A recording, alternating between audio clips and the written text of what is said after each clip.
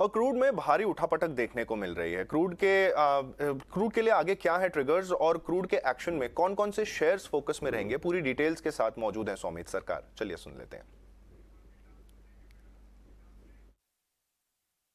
कल अगर ओवरनाइट आप देखेंगे तो क्रूड में काफ़ी वॉलेटिलिटी थी। डेज ओपनिंग से लेकर अगर आप देखें तो करीब 6% का ड्रॉप देखने मिला। ये तब हुआ जब वॉल स्ट्रीट जर्नल ने एक रिपोर्ट रिलीज़ की जहां पे वो कह रहे थे कि ओपेक प्लस अपनी प्रोडक्शन बढ़ा सकते हैं 5 लाख बैरल्स पर डे से। अगर आप कंटेक्स्ट में देखेंगे तो ऑलरेडी डिमांड कंसर्न्स है। चाइना के कोविड और टाइटनिंग पॉलिसी के कारण भी डिमांड ट्रेंड्स वहाँ से वीक निकल के आ रहे हैं। और यूएस में अगर आप देखें तो इंटरेस्ट रेट हाइक होने के कारण रिसेशन की रिस्क तो है ही, बट डॉलर इंडेक्स बढ़ने के कारण भी क्रूड के डिमांड में एक इम्पैक्ट आने की एक्सपेक्टेशंस है। और इस कॉन्टेक्स्ट में अगर सप्लाई बढ़ा दिया जाता है तो सप्लाई ओवरहैंग होने के कारण एक हमें 6% का ड्रॉप देखने मिला था। बट अगर आप देखें फिर डेज लो से अगर आप देखें तो करीब 7% की उछाल देखने को मिली थी, क्योंकि सऊदी अरेबिया के ऑफिशियल ने एक रिलीज दिया था जहां पे उन्होंने कहा कि ये जो न्यूज़ रिपोर्ट है ये कम्प्लीटली गलत है और वो कोई भी ऐसा प्रोडक्शन इंक्रीज पे नहीं कंसिडर कर रहे हैं ओपेक प्लस मीट के पहले। और इसी कारण हमें ये वॉलेटिलिटी देखने मिली। बट डेज एंड में अगर हम देखें तो क्रूड करीब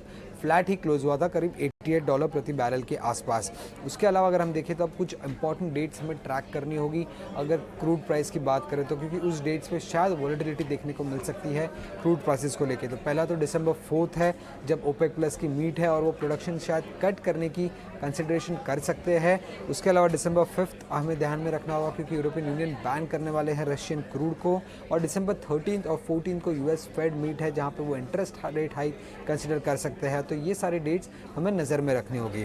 अब अगर हम इंडिया क्रूड ऑयल बास्केट की बात करें तो वहाँ पे अगर हम देखें तो $90 के नीचे ये पहली बार गिरा है पिछले काफ़ी महीनों में। अगर हम देखें तो अप्रैल से लेकर अक्टूबर तक ये 91 to 116 डॉलर पर बैरल के आसपास ट्रेड कर रहा था और नवंबर में पहली बार ये $90 के नीचे जा चुका है। अभी इंडिया के लिए बेनिफिट है क्योंकि इंडिया करीब 85% ऑफ अपना क्रूड रिक्वायरमेंट जो है वो इंपोर्ट करता है। और अगर $10 प्रति बैरल से क्रूड प्राइसेस गिर जाते हैं तो जो करंट अकाउंट डेफिसिट है वो करीब $14 to 15 बिलियन से नैरो हो जाता है, जो कि 0.4% है जीडीपी का। और अगर रिटेल इन्फ्लेशन की अगर हम बात करें तो वो भी कॉन्ट्रैक्ट होता है करीब 50 to 60 बेसिस पॉइंट्स और wholesale inflation 125 to 135 basis point से गिर जाता है।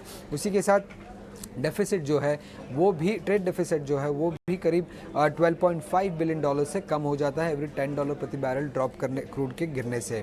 अब अगर हम कंपनीज और सेक्टर्स की बात करें तो ऑयल मार्केटिंग कंपनीज और ऑयल रिफाइनर्स जैसे कि Reliance industries, Indian oil corporation, BPCL, HPCL, MRPL और चेन्नई पेट्रोलियम, इनके लिए इम्पैक्ट एक मिक्स है क्योंकि क्रूड ड्रॉप होने से मार्केटिंग मार्जिन तो बढ़ जाती है बट इन्वेंट्री लॉसेस होने की भी रिस्क बढ़ जाती है इन कंपनीज के लिए। और ऑयल एक्सप्लोरर्स की अगर हम बात करें जैसे कि ओएनजीसी, ऑयल इंडिया, वेदांता, एचओईसी, तो इनके लिए एक नेगेटिव न्यूज़ है क्योंकि क्रूड प्राइसेस गिरने से उनकी रियलाइजेशंस कम हो जाती है और रियलाइजेशंस कम होने से उनकी प्रॉफिट भी कम हो जाती है।